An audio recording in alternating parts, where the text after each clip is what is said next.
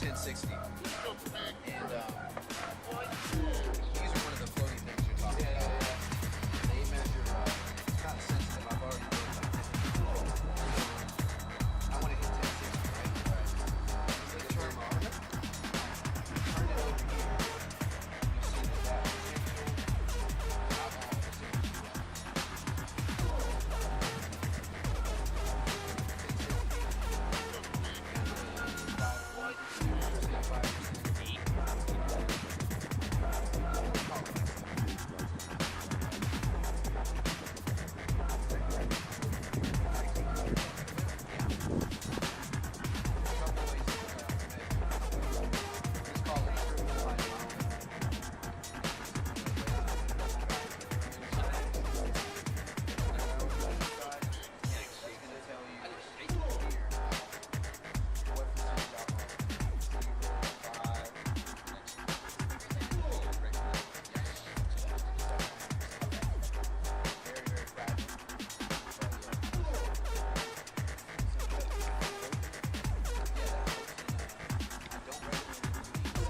but actually, since we're 70%, we want to be at like 1030.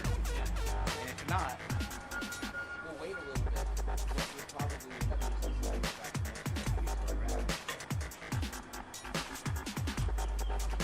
so again, I mean, rather than use all that beer,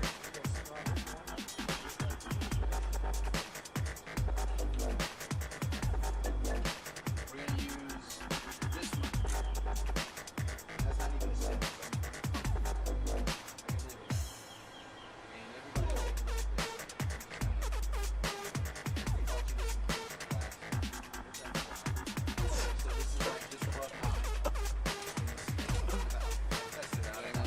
Yeah. Can you look at it? You there? Yeah, I did it last time.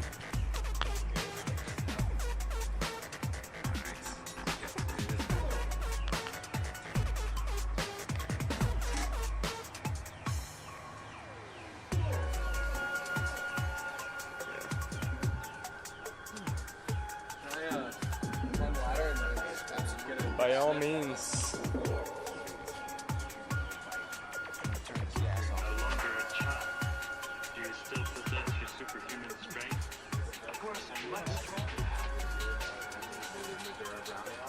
Why don't you show me how strong you are? Smells like fresh bread.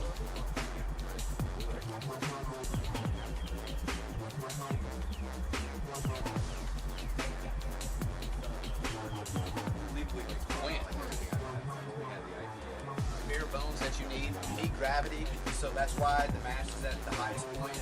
And when you turn that on, gravity's going to push it into our boil. Once that's finished, gravity's going to push it into eventually two of these guys right here that are going to ferment at a certain temperature, either ale or lager if you want to pass that along.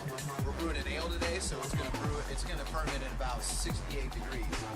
Real quick on the ghetto homebrew setup, we have our mash tun right here. Sam Adams is the best mash tun you can buy without spending a ton of money. So invest into a Sam Adams mash tun. If you're gonna boil in something, get a cheap boil kettle like the Anheuser-Busch. It's a great thing to boil in. These,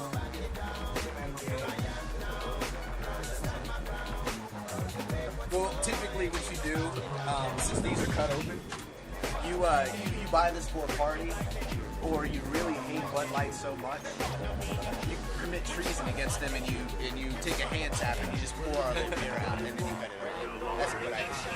So that's how we came up with our whole brewing system. Here is the most expensive part, because Bud Light in a keg only costs $80. Sam Adams in a keg only costs $100, $120. This cost me $200. And this cools everything from 212 degrees when it's boiling down to 80 degrees so that I can pitch the yeast and not kill it. Immediately. Now we're in Florida and it's like 90 degrees out here. So I don't know what this is going to do, but it should be pretty close to the pitching temperature. You don't want to pitch it too hard or else you got to wait. The advantage of having something like this is efficiency. It takes us 3.5 hours to brew and put it in the fermenter because of stuff like this. You could go home, stay on your pot, brew your beer, and probably wait 4 hours for your beer to cool down in the refrigerator. But that adds to the time of brewing beer. So it makes it an 8-hour process. So at the end of the day, it's going to take us 3.5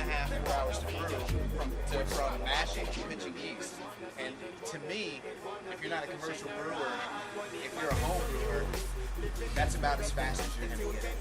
Because it takes an hour to boil at least, an hour to mash at least, and to cool it down to get it into another vessel, it takes another hour at least. So it's at least a 3-hour process. So we're going to do it in 3.5, 4 hours today. This is called a super wort chiller. And this is not all that cools my wort down.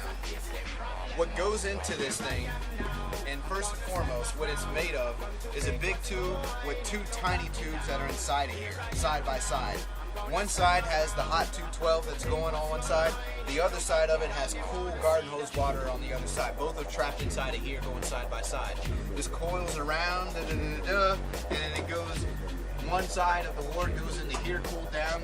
The other exit of the hot water that's been warmed up by 212 wort exits to my beautiful plants that have been covering my window. So, basically what I have second down here in this cooler is another wort chiller.